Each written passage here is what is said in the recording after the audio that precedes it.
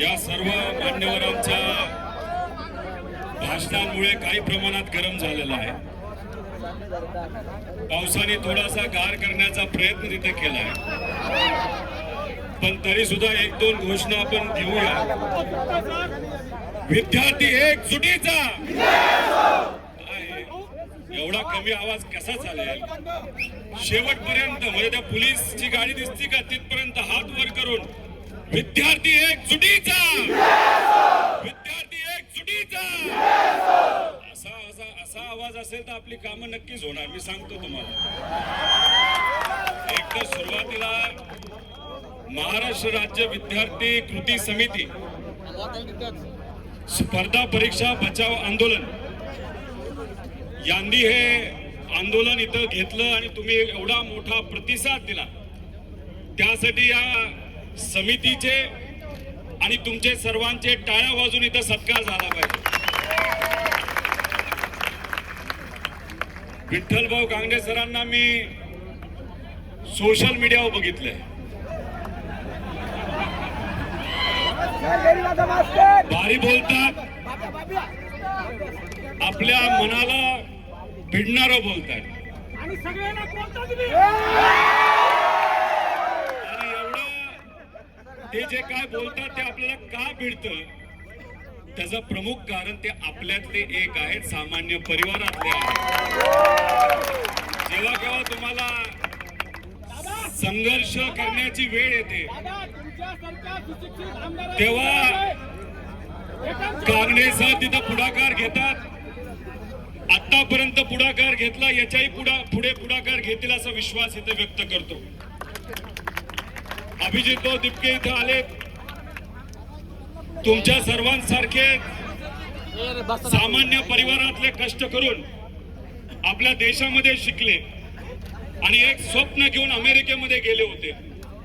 पण त्यांना जेव्हा जाणवलं की इथे असणाऱ्या विद्यार्थ्यांवर अन्याय होतो, युवांवर अन्याय होतो, जास्त पगाराची नोकरी सोडून ते आपल्या मायदेशी आले. त्यांचा एक मोठा टाळा वाजवून सत्कार आपण केला.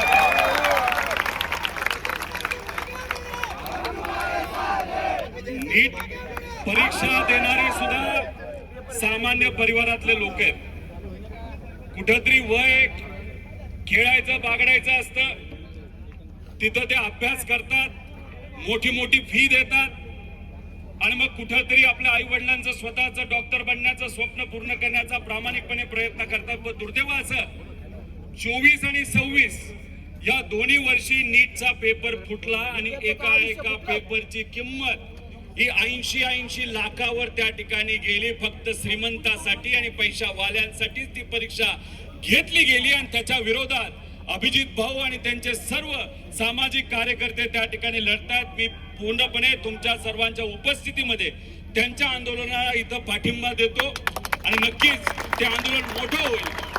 आणि त्यांना एक गोष्ट मात्र सांगतो, पुढच्या काही दिवसामध्येच जे मंत्री पाय उतार झाले पाहिजे त्यासाठी तुम्ही प्रयत्न करतात. आम्हाला जे कळालेलं आहे 100% त्यांना पाय उतार व्हावंच लागेल. त्यामुळे धर्मेंद्र प्रधानांना घरी जावं लागेल. रविराजराव साबळे भाऊ बोलायला एकदम भारी, कधी हसूड हातात घेतात, शेतकऱ्यासाठी लढतात, विद्यार्थ्यांसाठी लढतात आणि आक्रमक पद्धतीने लढतात. आता कांगणे सर आणि साबळे भाऊंचं सोशल मीडिया अकाउंट हे बंद केले, तुम्हाला माहिती आहे ना. बंद करून सुद्धा तुम्ही जो पाठिंबा दिला, तुम्ही जे भक्कमपणे या दोघांच्या पाठीमागे राहिला त्यासाठी मनापासून आपल्या सगळ्यांचे आभार व्यक्त करतो.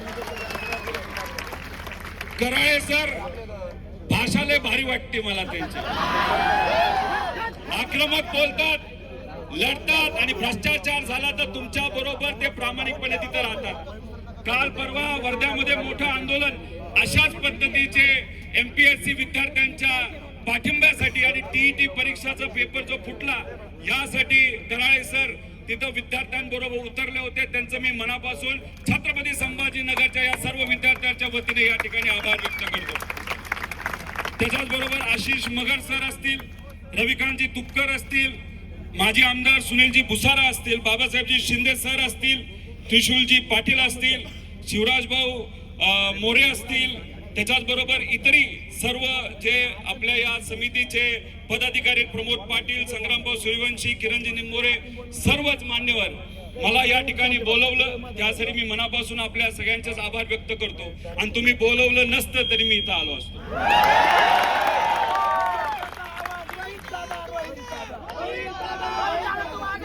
या छत्रपती संभाजीनगर याच्याबद्दल, या शहराबद्दल जेव्हा आपण विचार करतो, या नावाबद्दल जेव्हा विचार करतो, आपल्या सगळ्यांना संघर्ष दिसतो.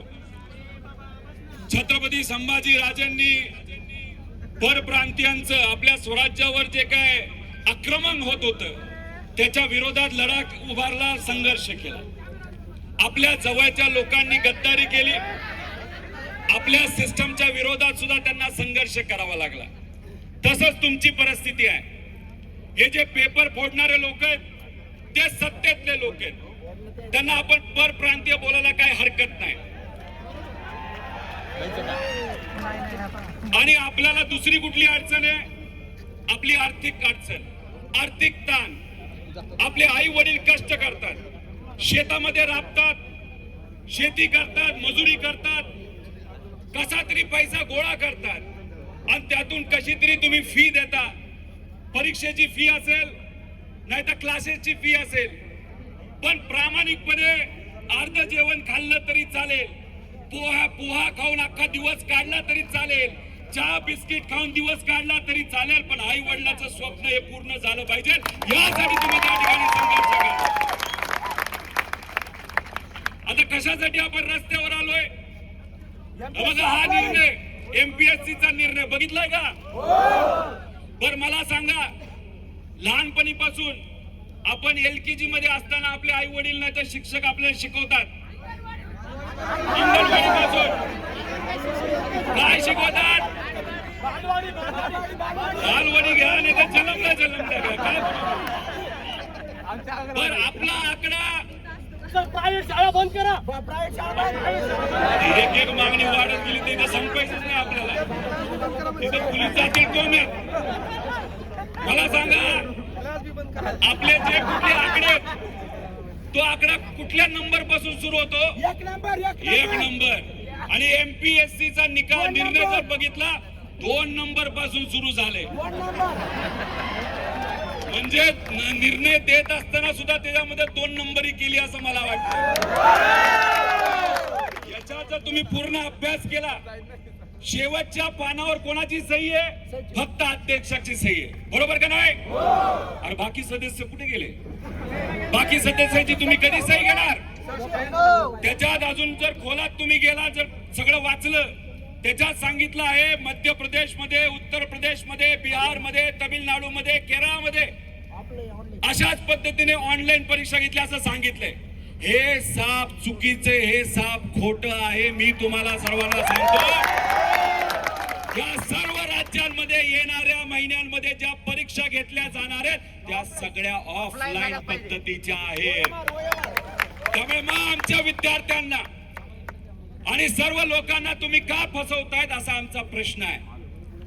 त्याच्याच बरोबर तुम्हा सर्वांना सांगतो, तुम्ही तुमच्या हक्कासाठी लढताय, आम्ही तुमच्या बरोबर आहोत, पण सुप्रीम कोर्ट सुद्धा तुमच्या बरोबर आहे. त्याचं कारण सांगतो. एक शब्द लय भारी आहे, गोंडसे, नॉर्मलायझेशन. अभिजित भाऊ, तुम्ही अमेरिकेतून आलेला आहे. अमेरिकेतल्या लोकांना आणि खास करून ट्रम्प वाल्यांना, ट्रम्प माशे जे कोणी असतील, ट्रम्प तात्या, त्यांना आपल्या प्रधानमंत्री साहेबांच्या अडचणी माहिती, मनात काय हे माहिती आहे, त्यांना बऱ्याच गोष्टी माहिती आहे. पण त्या ट्रम्प तात्याला तुम्ही जर विचारलं हे नॉर्मलायझेशन काय, तर ट्रम्प तात्या सुद्धा डोक्याला हात लावून बसेल. कोणाला कळलंय का हे? काही दिवसांपूर्वी अधिकाऱ्यांना भेटलो, त्यांना विचारलं हे नॉर्मलायझेशन काय? ते म्हणले नाही महत्वाचे. म्हणलं याला फॉर्म्युला वगैरे काय आहे का? नाही महत्वाचे. अरे मला काय कळेनाच काय. आता 2 दिवसापूर्वी पुण्यामध्ये तुमच्यासारख्या काही विद्यार्थ्यांची चर्चा करत होतो. तुम्हाला माहिती काय, महिन्यांपूर्वी तलाठी भरती झाली का नाही आली? लय भारी झाले ना. पेपर फुटला का? काय भाव निघाला होता? 40 लाख 50 लाख. पण त्याच्यामध्ये मार्क किती पर्यंत होते फायनल? 248 विद्यार्थ्यांना किती मार्क मिळाले? म्हणजे 288 आमदार आणि निवडून किती आले तर 300. असं होतं का? आता याच्यात एक विद्यार्थी माझ्याशी बोलत होता. काय बोलला? अहो मी 12 तास 16 तास रोज अभ्यास करत होतो आणि माझा मित्र लय कंटाळला अभ्यासाला गेला निघून आणि त्याला एक कळलं अभ्यासापेक्षा 25 लाख दिले तर आपला मार्ग मोकळा होतोय आणि पैसे दिले आणि हा मात्र बिचारा नापास झाला. अभ्यास न करणारा 25 लाख रुपये देऊन पास झाला. अशी परिस्थिती आहे.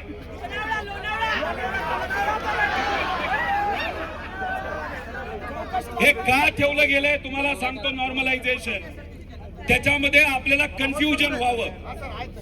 तुम्ही जर बघितलं असेल एक मुलगा मला